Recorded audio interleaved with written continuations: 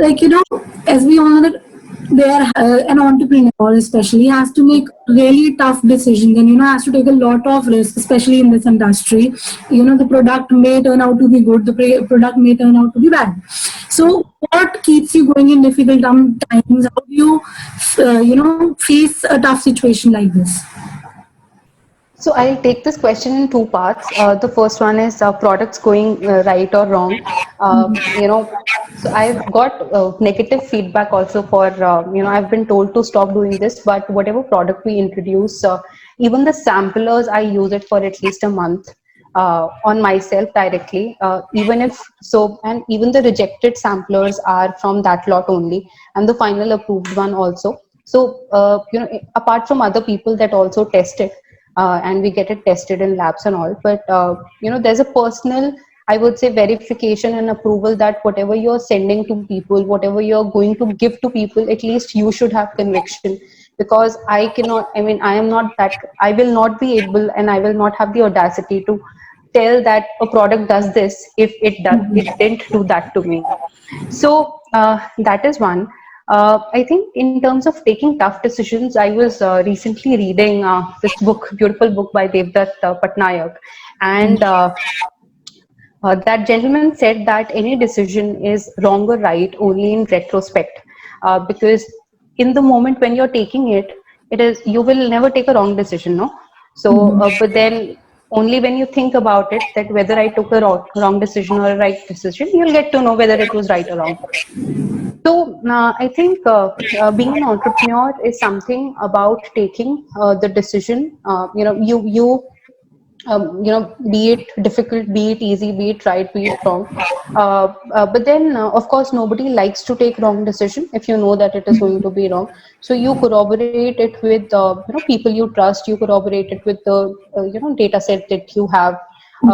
Also, personally, usually I would say you would have a very keen eye for detail. You absorb very quickly. You have, you keep your senses open. So, and at the end of the day, we all are humans. So it is okay if a decision goes wrong. But then, at least in that point in time, whatever are the weapons available, whatever is the ammunition available to ensure that your decision is right at that point in time, at least, you do it. That was very beautifully answered, ma'am. So now, since we were talking about COVID-19 pandemic, it has affected mostly all the industries and businesses.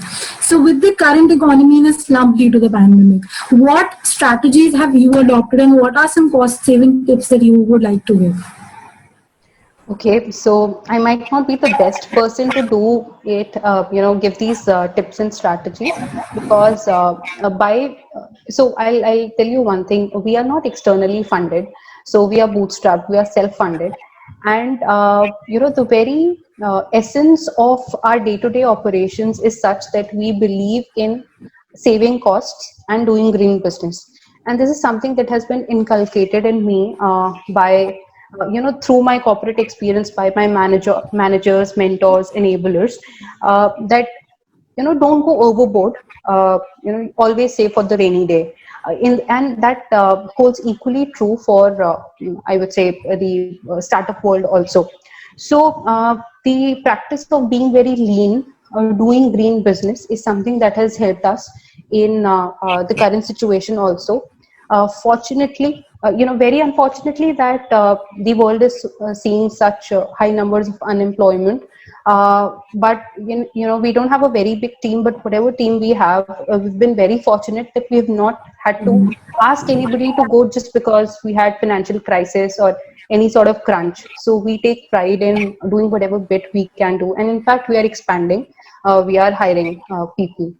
That's really nice, ma'am. Congratulations.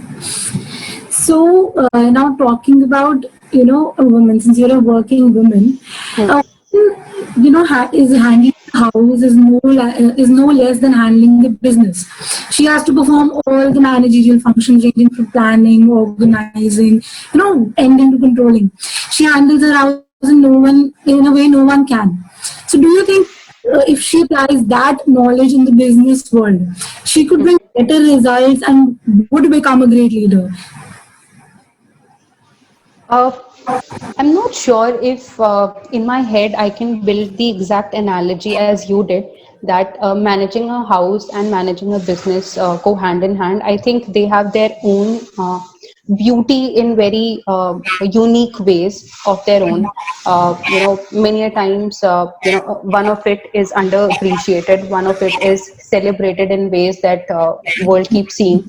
Uh, and we can, of course, that's a discussion for some other time probably. But then, I, I do not have these very strong stereotypes of men and women fitting into specific roles, whether hard or soft, because I've seen men who cry very frequently, and I've seen women who make those men cry. So I think I've been conditioned like that. But I can only talk about myself as an individual. That the what I feel, why it works in our advantage to be an entrepreneur, or let's say running a business, is because I feel that being a female, and I cannot experience being a male, but I can absolutely feel, and I firmly believe that the very virtue of have being able to find a balance between being practical and being emotional, or having that human element in you, is something that very beautifully blends in when you are running a business or to have your own venture, because you need to take all the organizational side of it, the human aspect of it, and at the same time, there are so many strategic discussions and decisions that you need to take. So I think we are at a fairer advantage when compared to our male counterparts, at least in a personal opinion. Okay. So, did you face any challenges when you entered the business world? Like, if you might have faced any problem as a woman in that sense, what kind of challenges did you? As a woman, if I would be wrong if I say no, because but then I think the male counterparts also have their fair share of problems. But yes, there are times when probably even if you're given a seat on the table, uh, I mean, you really have to earn that seat on the table. So, which I think is fair enough. That's how it should be, whether a male or a female.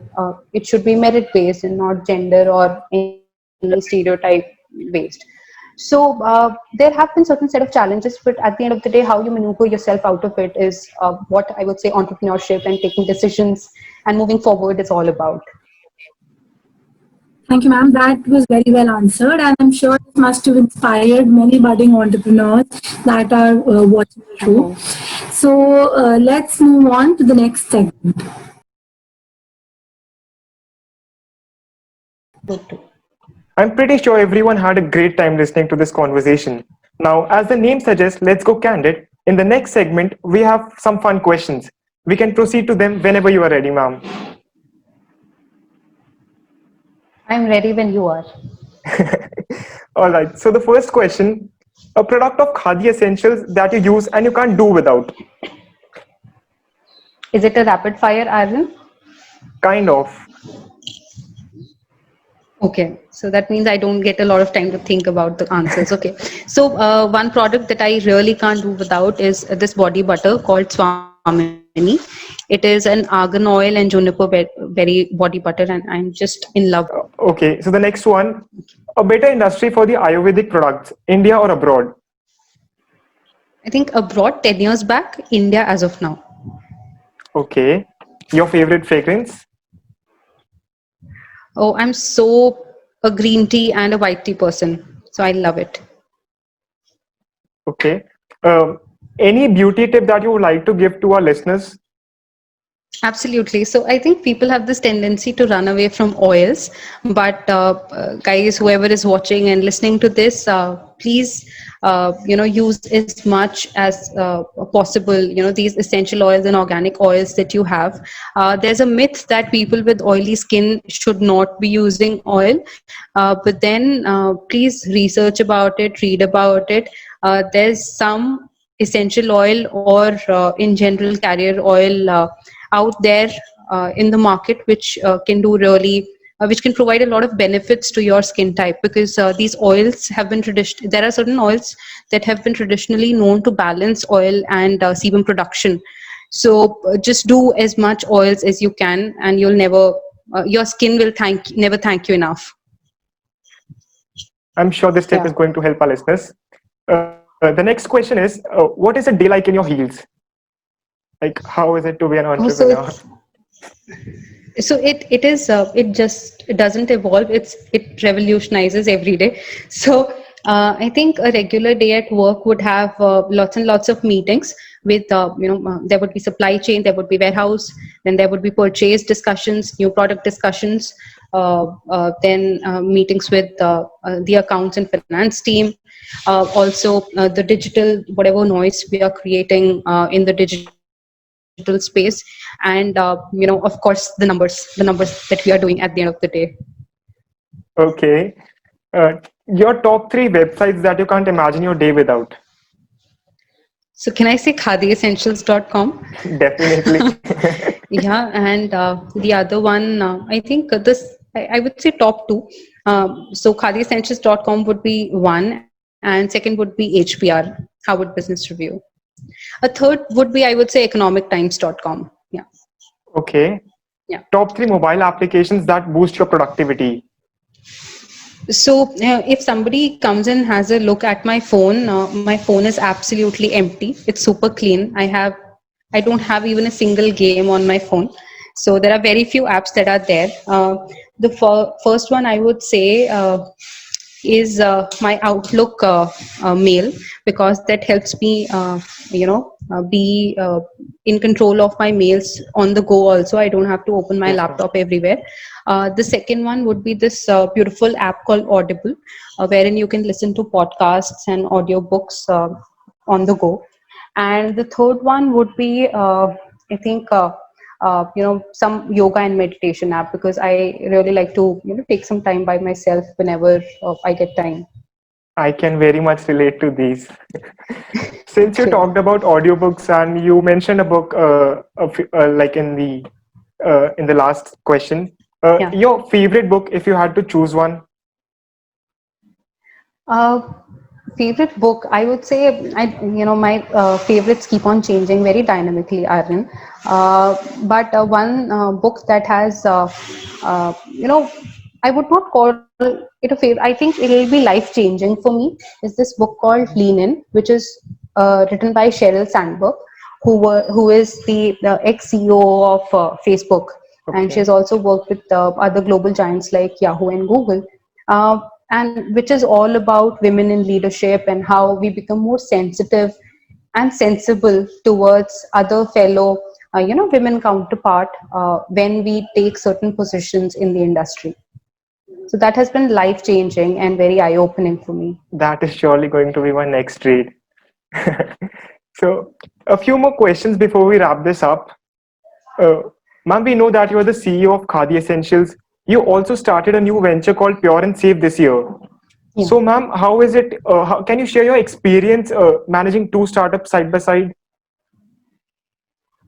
It's like managing two children, Aryan. So that happens organically, right? But on a serious note, I would say that it is only possible because, I have a very strong support system.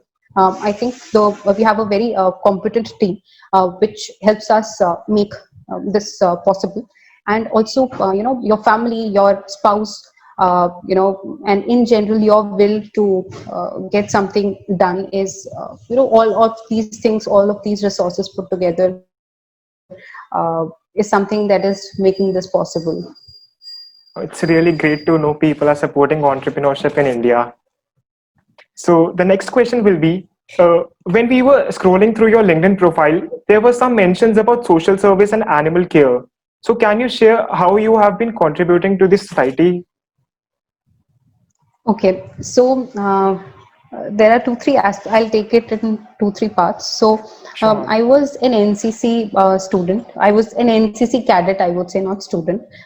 So we used to go clean these villages and slums and areas, so that we could support the society. After that, during my MBA, so this was during my graduation. During my MBA, I volunteered with a non-profit called MAD, Make a Difference, where we had the chance to very beautifully touch the lives of more than 400 underprivileged children, children who were orphans, children who had lost their parents because of some natural or some social tragedies, or people who, children who that came from very unstable financial backgrounds. So that was there during my MBA days. Uh, During my corporate experience, I used to continuously look for opportunities here and there, so that at a corporate level, whatever engagements we could do with various non-profits or NGOs, and we did quite a few of those whenever I was there.